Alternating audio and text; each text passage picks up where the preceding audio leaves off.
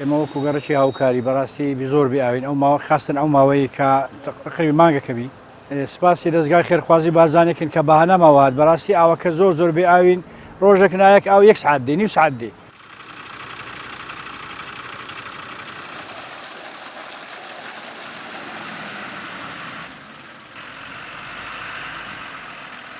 ئەمە چەند پرۆژێکە ئەم پرۆژەیەمان دەست پێ کردووە بە تایبەتیش دوایی کەمبوونەوەی ئاو و ئێمە بینیمان پێویستی هاوڵاتیان بە ئاو ئێمە ئەو پرۆژەیە هاوکات لە شوێنەکانی تریش ئەو شوێنانەی کە پێویستن بە تایبەتی لە شنگال لە ناو کەمپەکاندا هەوڵمانداوە لەگەر ڕێکخراوە مرۆڤ دۆستەکان و ئەوەی کە لە ئیمکانیاتی ئێمەشدایە وەکو دەستگای خێرخوازی بارزانی خزمەتی هاوڵاتیانی خۆمانی پێ بکەین.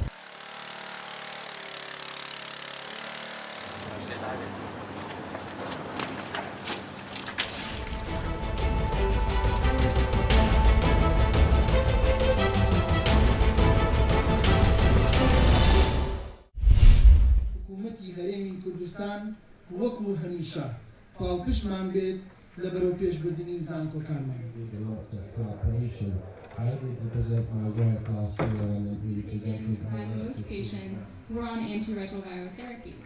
ئەمڕۆ زانکۆی پۆلیتەکنیکی سلێمانی بە هاوکاری چەند دەستگایەکی ئەکادیمی و زانکۆیەکی نێودەوڵەتی دووەمین کۆنفرانسی نێودەوڵەتی خۆی ئەنجام دەدات لە بواری زانستی پزیشکی و تەندروستی.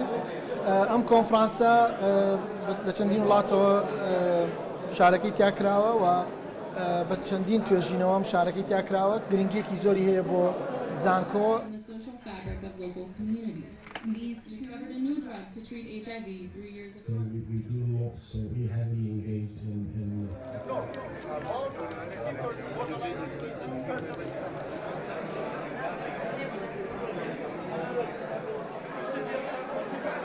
کۆنفرانسی نێودەوڵەتی پزیشکی هەلێکی زۆر باشە بۆ پزیشکان کە بتوانن لە پەیوەندیابن لەگەڵ یەکتریا چ لەگەڵ لە ناوخۆیە لەگەڵ پزیشکانی ناوخۆ توێژەرانی ناوخۆ چ لەگەڵ توێژەران و پزیشکانی نێودەوڵەتی لە دەرەوەی کوردستان تاکە بتوانن زانیاری زیاتر و ئەزمموی زیاتریان هەبێت لە توێژینەوەکانیان و لە بواری پزیشکیا و بتوانن خزمەتێکی تر بگەیەنن بە نەخۆشان و بواری پزیشتی و بە هەموو سێکتەر و کردەکانیەوانێ لە کوردستاندا.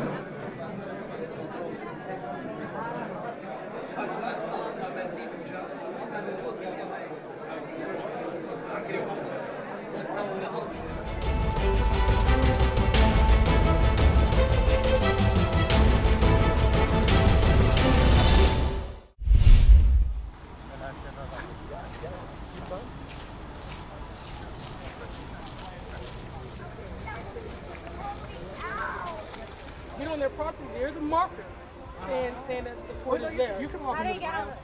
You walk on. It's fine. It's fine. We're standing here in Kenilworth Aquatic Gardens, and today's a special day here. It's the 2018 Lotus and Water Lily Festival, and it's a 2-day festival celebrating the peak bloom of the lotus and water lilies.